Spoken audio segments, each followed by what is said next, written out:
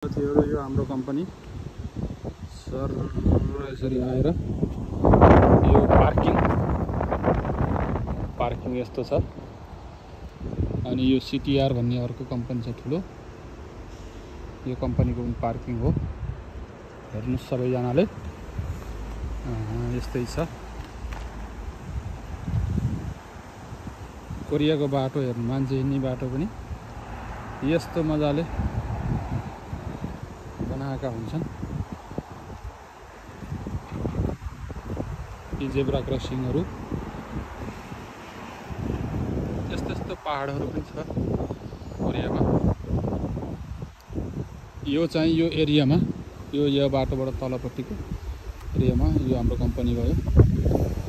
यो एरियामा कुन कम्पनी छन् त भनेर राखेको हो। यो कुन ब्लकमा कुन कम्पनी छ भनेर राखेको कम्पनीको यो म्याप हो।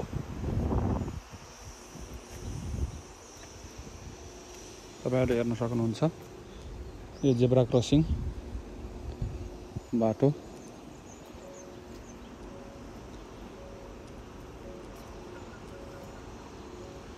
यो चाहिँ तपाईको यहाँको नगरपालिकाको बिहान यो फोहोरहरू उठाउने गाडी बिहान 4 बजेतिर सर्र सबैको कम्पनीमा घर-घरमा गएर फोहोर उठाउँछन्।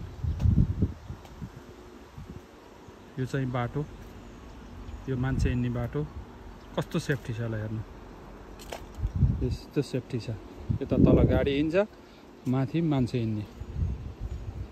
यस्तो सेफ्टी तरिकाले बनाएको हुन्छन्।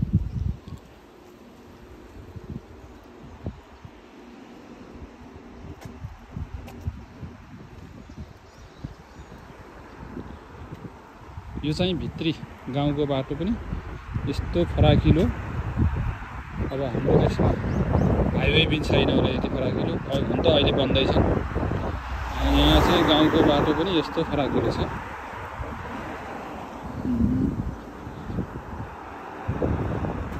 यो चाहिँ 119। यो चाहिँ कोही आगो लागि भयो भने आगो निभाउन जाने दमकलहरूको अफिस फोन गरेपछि ट्याक्क जान्छन्, आगो निभाउँछन्। यो दमकलको अफिस हो। यो दमकलको अफिस।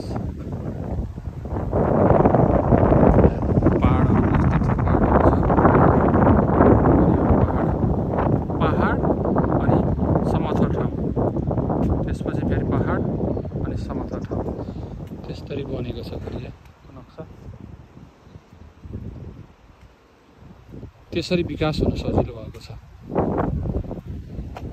सबै पहाड गाह्रो हुन्थ्यो। पहाड अनि उपत्यका, फेरि पहाड अनि उपत्यका, त्यसरी बनेको छ।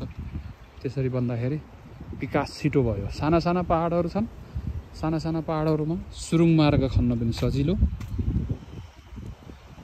अनि बाटो बनाउन पनि सजिलो। अब हाम्रो त पहाड भने ठुला पहाड, त्यसपछि हिमालहरू त्यही अनुसार हिमालहरू भए, तराई भेग, त्यस्तो प्रकृतिले नै दिएको देश छ कि यो विकासको लागि सजिलो हुनलाई।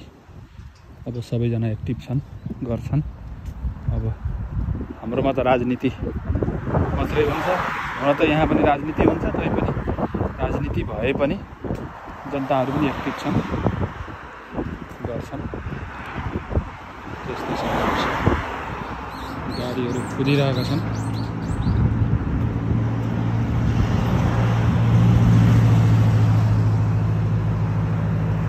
लोकल बसहरू। यो चाहिँ सडक विभागको अफिस। यो गाउँमा नजिकै बाटोहरू बिग्रियो केही भयो भने बनाउनको लागि यो सडक विभागको अफिस हो। यहाँबाट जान्छ।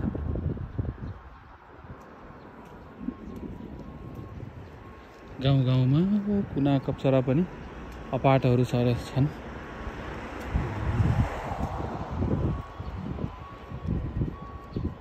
अपार्टहरू, बिल्डिङहरू बनेकै छन्। एम्बुलेन्स आयो कहाँको बिरामी भएर।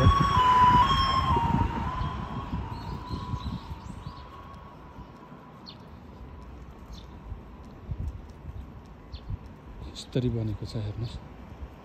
अब यो कम्पनी भयो, कम्पनीको साइडमा यस्तो जङ्गल बनाएको छन् बोट बिरुवा, त्यहाँबाट आएको धुवाँहरू धुलोहरू रुखहरूले सोच्छ राम्रो वातावरण राम्रो हुन्छ भनेर त्यसरी राखेका छन्।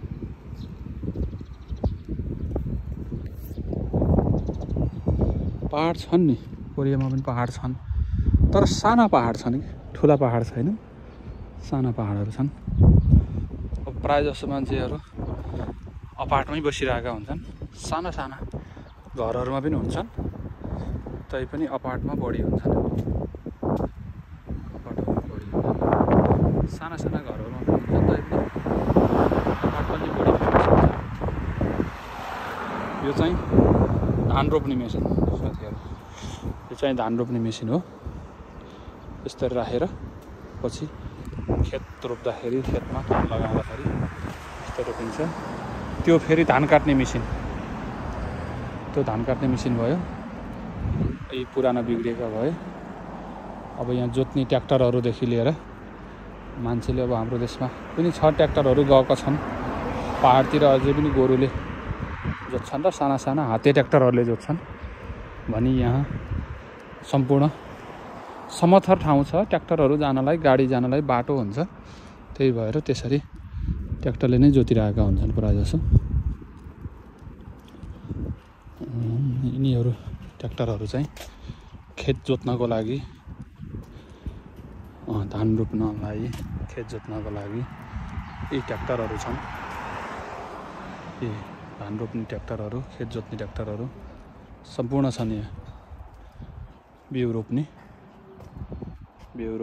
जोत्ने सम्पूर्ण प्रक्रिया हुन्छ।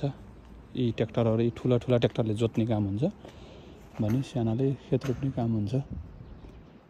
अझै सानाले पनि साना साना खेतहरूमा रोप्नलाई पनि साना पनि छन्। यसरी अब कोरियामा धान खेती लगाउने समय हुन लागेको छ, त्यही भएर अब यी ट्र्याक्टरहरू तयारी अवस्थामा छन्। अब टायरै यत्रो ठुल्ठुलो टायरसितका छन्।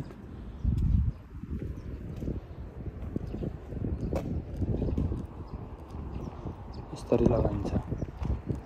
म पछि धान रोपेको पनि देखाउँला, पछि कस्तो रोप्छन् भनेर। अब यसमा धानको बिउ राख्यो, अनि अब यसमा धानको बिउ राख्यो, अनि तलबाट अटोमेटिक रोप्दै हिँड्छ। अटोमेटिक रोप्छ, ड्राइभरले त्यहाँ राख्यो। अब धान पनि कस्तो प्रकारको हुन्छ भने प्लेटमा जस्तो हुन्छ कि, हाम्रो ट्रे हुन्छ नि, ट्रे टाइपको भाँडोमा धानको बिउ राखिएको हुन्छ। अनि त्यसलाई चाहिँ जरैसित लिएर आएर राखेपछि उसले एक पिस गरेर तलबाट पिस छुट्याएर अनि उसले रोप्छ। ड्राइभरले त अब चलाउने मात्रै भयो, अनि ठ्याक्क उसले आफ्नो साइज मिलाएर रोपेको हुन्छ।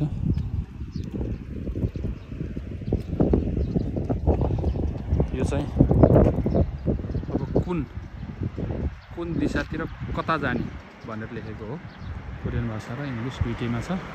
अब यो बाटो त्यहाँ माथि चोकमा गएपछि दायाँ बायाँ कतापट्टि जाने, सिधै जाँदाखेरि कुन एरिया गइन्छ भनेर लेखेको एउटा म्याप हो। यो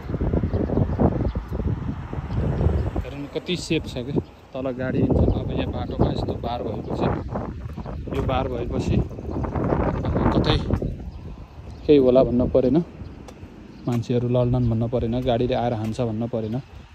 अब यो एरिया कम्पनी एरिया हो, सबै विदेशीहरू नेपालीहरू टन्नै हुनुहुन्छ यो एरियामा।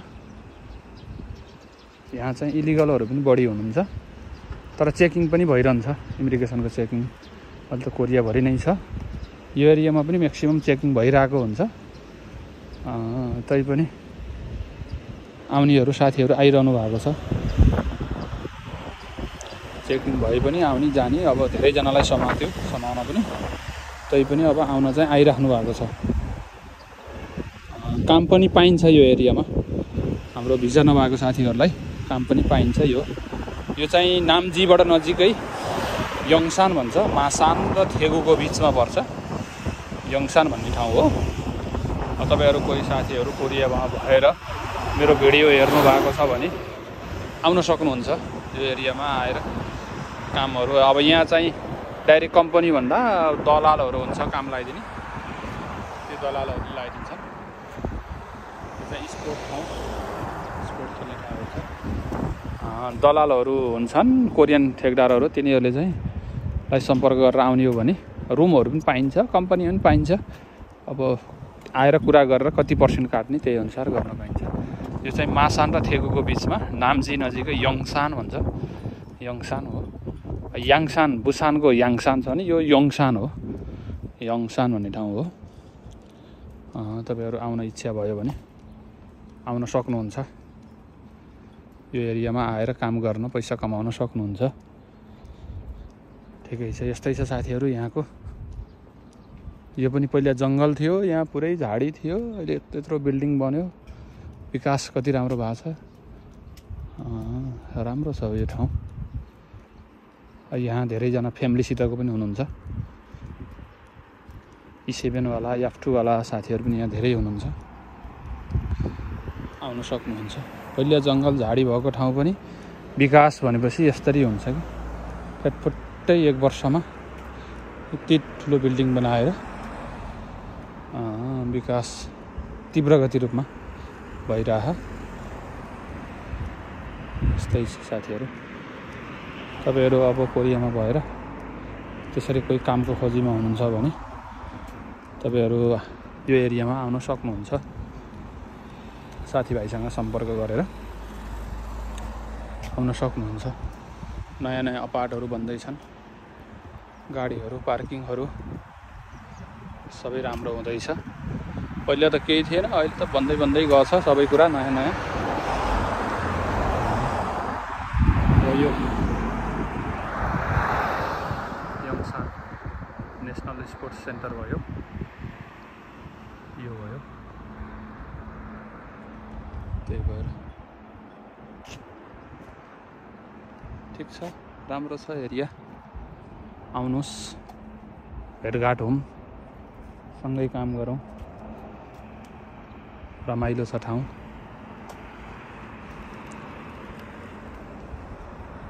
यो चोक हो, यङसान चोक भन्छ यसलाई। त्यो पहाडको फेदमा बुद्धको मन्दिर छ, बुद्धको गुम्बा छ, मन्दिर भन्छु गुम्बा छ, त्यहाँ गुम्बा छ बुद्ध भगवानको। मूलको पानी पनि छ, पानी उम्रेको मूलको पानी खान पनि पाइयो। रमाइलो छ ठाउँ। तपाईहरु पनि आउन इच्छा भयो आउनु। त्यस्तै छ साथीहरु। भिडियो कस्तो लाग्छ कमेन्ट गर्नु होला, राम्रो लाग्छ भने राम्रो भन्नु होला, अझै सुधार गर्नुपर्ने छ भने सुधार गर्नु। मैले भिडियो एडिटिङ नगरिकिन जे छ यथावत नै राखेको छु, राख्ने पनि छु। बुद्धको गुम्बाहरूदेखि लिएर क्रिस्चियन धर्मको लागि चर्चहरू पनि अब ठाउँ ठाउँमा हुने नै भयो, क्रिस्चियन धर्म मान्नेको लागि। यो चाहिँ एलपिजी ग्यास भर्ने ठाउँ हो। यो गाडीहरू अब कोरियामा तेल र ग्यास दुईटैबाट चल्छ। यो चाहिँ एलपिजी ग्यास भर्ने ठाउँ भयो।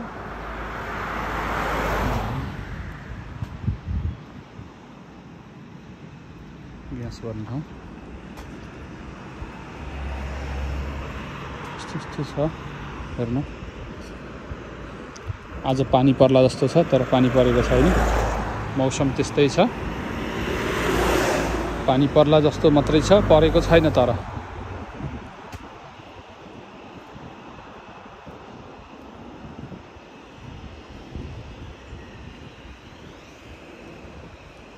बाटो पनि सफा के, टक्क सफा हुन्छ। गाडीहरू पनि टन्न घुरिरहेको हुन्छ। गाडी सफा गर्ने यही छ, ग्यास भर्ने यही छ, सबै कुरा सुविधा छ। एलपिजी ग्यासको गाडी भयो, यो ग्यासको भयो, सम्पूर्ण कुरा एकै ठाउँ पाइन्छ।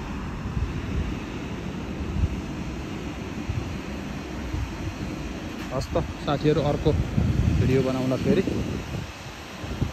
अहिलेलाई चाहिँ बिदा भएँ।